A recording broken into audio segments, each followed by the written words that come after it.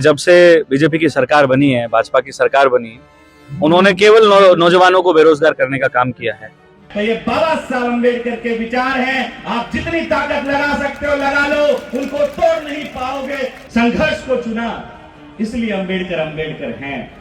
उस दौर में अगर हम सत्ता के सामने नतमस्तक हो जाते तो मुझे लगता नहीं अम्बेडकर को आज हम लोग पूछ रहे होते। देखिए, हर वर्ग के व्यक्ति को जो है राजनीति में आना चाहिए, क्योंकि हर मुक्ति का साधन राजनीति है। क्योंकि कौन पढ़ेगा, क्या पढ़ेगा, कितना पढ़ेगा, ये सब तय राजनीति करती है। क्योंकि वोट इनकी उंगलियों पे होते हैं। अगर इनसे कोई उलझेगा तो मुझे लगता नहीं वो चलेगा। क्योंकि अब समस्याएं पेपर लीक के साथ साथ शिक्षा माफियाओं की भी है। अम्बेडकर दोबारा जन्म नहीं लेंगे, काशीराम दोबारा जन्म नहीं लेंगे। आपको नया काशीराम पैदा करना पड़ेगा, आपको नया अम्बेडकर पैदा करना पड़ेगा। सभी नेता हैं, पार्टी हमारी एक है, पर नेता हमारे सचिन पायलट जी हैं। बिना पैसे खर्च किए घर बैठे कमाए 1500 रुपए प्रतिदिन। बस डाउनलोड करें बैंक साथी ऐप, फ्री ट्रेनिंग लेकर कमाना शुरू करें। बैंक साथी से जुड़कर 15 लाख लोगों के सपने हुए पूरे। अब बारी है आपकी।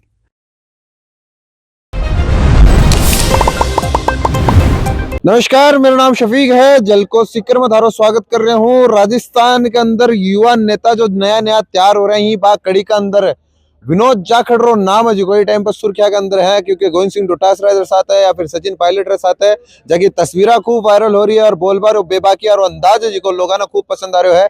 वही नेतो आज अपने साथ है, बातचीत करेंगे आप जो प्रोग्राम के अंदर भी आए ही और प्रोग्राम के अंदर जो संबोधन उद्बोधन जो दिया ही, उबड़तो उद्बोधन दिया ही, बारे बारे में भी चर्चा करेंगे और बारो उद्बोधन भी जो है थारे समक्ष रखेंगे। तो वीडियो ने पूरा लास्ट तक देखियो और थारो प्यार चैनल के साथ बनाए रखियो। युवा अध्यक्ष साहब ही और शब्द में जो तराड़ है जो कि आप सुनिया थे भी सुन लोगा साहब, तराड़ घटूंगा वो है संघर्ष से आती है तराड़। तो पूरा संघर्ष कर लिया, खूब संघर्ष कर लिया। उम्र तो है ही गुनियती नहीं, उम्र तो नहीं, उम्र के साथ ही संघर्ष किया है। छोटी उम्र में लग गए। संबोधन में सुनो, थोड़ा सा तानो भी हो कि पे मारा हो सरकार पे, बाकियों लोगों पे। सवाल हमेशा सरकार से पूछा जाता है। हमारा उनकी कोई मेहमानों की तौहीन करने की बात नहीं है, लेकिन जिस उपलक्ष्य में ये मीटिंग रखी गई, शिक्षक संघ ने जो आज का आयोजन किया, उनकी कुछ मुख्य मांगे हैं, उनका हम लोग समर्थन करते हैं। उन पे काम होना चाहिए और तो फिर हम लोगों ने यही कहा कि सरकार को मांगे तुरंत प्रभाव से माननी चाहिए और उन पे अमल करना चाहिए और शिक्षकों को राहत देनी चाहिए। देखिए, बाबा साहब अम्बेडकर कोई कंट्रोवर्सी का केंद्र नहीं है, वो एक विचार है। बाबा साहब अम्बेडकर के नाम पे केवल राजनीतिक रोटियां कुछ लोग सेक सकते हैं, लेकिन कंट्रोवर्सी पैदा नहीं कर सकते हैं। क्योंकि मेरा ये मानना है, शिक्षक संघ के जागरूक लोग हैं, ये कहीं ना कहीं किसी भी क्षेत्र में, अपने शिक्षा के क्षेत्र में, किसी स्कूल में बच्चों को पढ़ाते हैं और ये समाज के भविष्य का निर्माण करते हैं। तो इन सब लोगों का जो है एक चिंतन मंथन होता है कि इनकी क्या समस्याएं हैं, उन पे किस तरीके से काम किया जाना चाहिए, शिक्षा की गुणवत्ता में क्या सुधार होने चाहिए, शिक्षा का आज जो स्तर गिरता जा रहा है और उसको कैसे हम लोग सुधार सकते हैं। शिक्षा इतनी महंगी कर दी गई है, उस पर हम लोग कैसे लगाम लगा सकते हैं।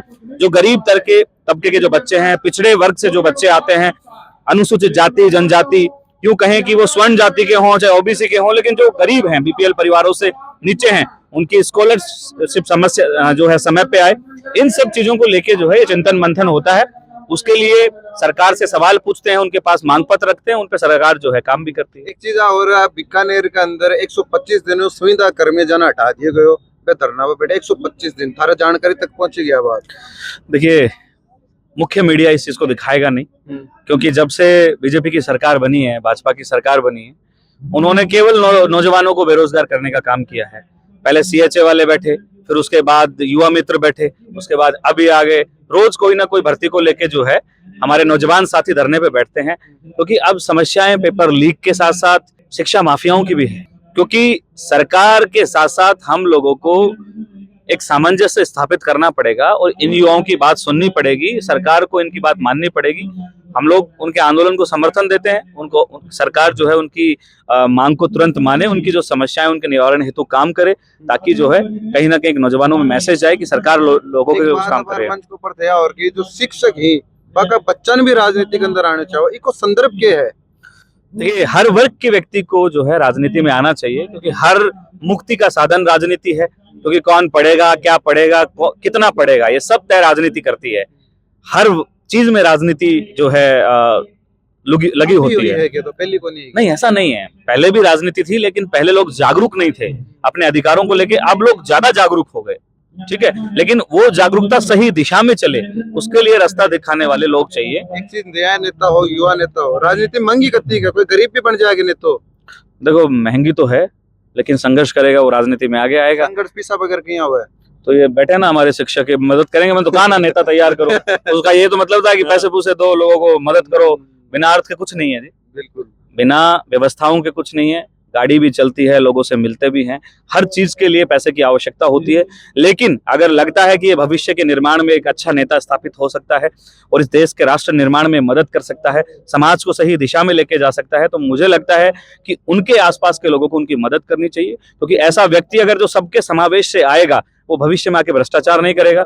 लेकिन अगर आप भूमाफियाओं को और उनको राजनीति में आने का मौका दोगे, तो राजनीति में आके भी माफिया बनेंगे। ये जो युवा नेता है जहाँ थे 4-5 अपने राजस्थान के अंदर होते, एक दूसरा इंस्पायर करो होके, सब इंस्पायर्ड है, सब कोई ना कोई, सब मजबूत नेता हैं, काम कर रहे हैं, संघर्ष कर रहे हैं, अपने काबिलियत पे जीत के आए हैं। निर्मल चौधरी जी बिल्कुल, राजस्थान विश्वविद्यालय का वो अध्यक्ष है, काम किया है, हुआ था। सबसे बातचीत क्यों नहीं होगी, हमको दुश्मन थोड़ी है। पार्टी जी भी होएगे नहीं, वैसे कभी व्यक्तिगत रूप से मिला नहीं, लेकिन देखते हैं सोशल मीडिया पे जब वो काम करते हैं, बिल्कुल सराहनीय है। हर व्यक्ति को ऐसे नौजवान नेता पैदा करने पड़ेंगे, क्योंकि आज हम सचिन पायलट जी को धन्यवाद देते हैं कि वो कितने उन्होंने नौजवानों को मौका दिया। आज लोग विधानसभा में पहुंचे हैं, आज लोग वो लोकसभा में पहुंचे हैं।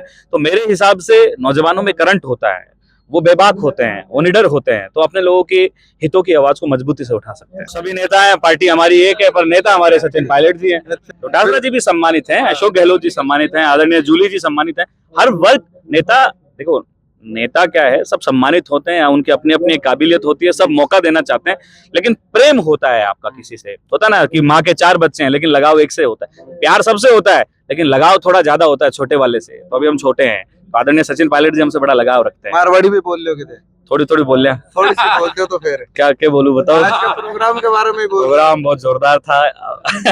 अब क्या राजस्थानी थोड़ी निकली नहीं है, लेकिन नहीं, ठरका तो जरूरी है, बिना ठरके की राजनीति हो ही नहीं सकती। जो ठरका होगा, जिसमें करंट होगा, उसी के पीछे लोग आएंगे। बुझी हुई चिमनियों को कोई नहीं पूछता है। वो तो उन लोगों के खिलाफ था कि जो दिन भर बाबा साहब अम्बेडकर का नाम लेते हैं और उनके विचारों के ऊपर छुरी चलाते हैं, वो उनके लिए था। जो बाबा साहब अम्बेडकर का मुंह से तो नाम लेते हैं, ये बीजेपी पे था, समझ गए। उन्होंने बीजेपी पे कटाक्ष किया है, संविधान के साथ रोज छेड़छाड़ कर रहे हैं, उनको तार तार कर रहे हैं, आरक्षण के साथ छेड़छाड़ कर रहे हैं, रोस्टर्स को जो है फुलफिल नहीं करते हैं।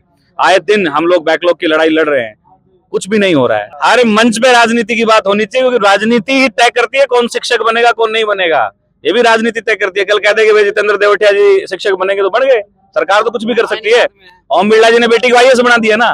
आप शिक्षक तो सबसे जागरूक, शिक्षक तो सबसे जागरूक कौम है ना, उसके समक्ष राजनीति की बात होना अति आवश्यक है। वहां नहीं होगे तो फिर विचार विमर्श कहाँ करोगे, किनके साथ करोगे?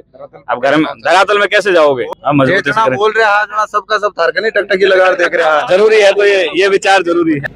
मैं सबसे छोटी सी उम्र का हूँ, इस मंच पे बैठा हूँ, पर मैं बड़ी देर से विचार कर रहा था मेरा नंबर कब आए, कब मैं बोलूं कि हम सबको इकट्ठा होना पड़ेगा, हमें लड़ना पड़ेगा, हमें एकजुट होना पड़ेगा। ये शिक्षक वर्ग वो कौम है जो एक पौधा तैयार करता है, भविष्य का निर्माण करता है। ये खिलाड़ी भी तैयार करता है, तो अधिकारी तैयार करता है, तो नेता भी तैयार करता है, क्योंकि वोट इनकी उंगलियों पे होते हैं। अगर इनसे कोई उलझेगा तो मुझे लगता नहीं वो चलेगा। तो शिक्षकों से उलझना आम बात नहीं है, पर बाबा साहब का एक नारा लिखा हुआ है, शिक्षित बनो, संगठित रहो और संघर्ष करो। शायद हम इसको भूल गए। आपको इसके जो सारे नारे के अर्थ हैं उनको सजोना पड़ेगा और जीना पड़ेगा, क्योंकि इतना अच्छा कार्यक्रम, इतना भव्य कार्यक्रम, लेकिन जब मंच के सामने देख रहे हैं कि बस कुर्सियों के सामने भाषण दे रहे हैं, तो पीड़ा हो रही है। क्यों पीड़ा हो रही है कि 2 दिन से एक बस रवाना हुई बाड़मेर से और सुबह यहां पहुंची। उनके मन में क्षमता थी कि कुछ बदलाव आएगा, कुछ नवाचार होगा। सरकार को हम लोग हमारी बात मनवाने के लिए एकजुट होके पूरी ताकत से एक स्वर में, एक मंच से बोलेंगे कि हमें न्याय चाहिए, हमारे साथ न्याय होना चाहिए। लेकिन रजिस्ट्रेशन से न्याय नहीं होते हैं, मांग पत्र से न्याय नहीं होते हैं। सत्ता को चुनौती देनी पड़ती है अपनी बात मनवाने के लिए, क्यों? अंबेडकर अंबेडकर इसलिए थे, उन्होंने सत्ता को चुनौती दी, संघर्ष को चुना, इसलिए अंबेडकर अंबेडकर हैं। उस दौर में अगर हम सत्ता के सामने नतमस्तक हो जाते तो मुझे लगता नहीं अंबेडकर को आज हम लोग पूज रहे होते। तो उसके लिए एकजुट होना बहुत जरूरी है। मेरा नाम विनोद जाखड़ है। आप सबके आशीर्वाद से, महाराज श्री के आशीर्वाद से मैंने राजस्थान की युवा राजनीति में आपका नाम रोशन किया है। राजस्थान कॉलेज का अध्यक्ष रहा, राजस्थान विश्वविद्यालय का अध्यक्ष रहा और आज कांग्रेस के छात्र संगठन NSUI का मैं प्रदेशाध्यक्ष बना हूं। आप समाज के इस जागरूक कौम से मेरा निवेदन है, अगर आप मंच पे अपने लोगों को जगह नहीं दोगे या राजनीति में अपने बच्चे तैयार नहीं करोगे, एक अंतिम पीढ़ी को आप अग्रिम पीढ़ी में नहीं लाओगे और राजनीति में उन लोगों को, उन बच्चों को मौका नहीं दोगे जो आपके लिए लड़ना जानते हैं, आपके लिए बोलना जानते हैं, आपके लिए संघर्ष करना जानते हैं। राजनीति हर ताले की चाबी है, डॉक्टर अंबेडकर ने कहा। क्यों?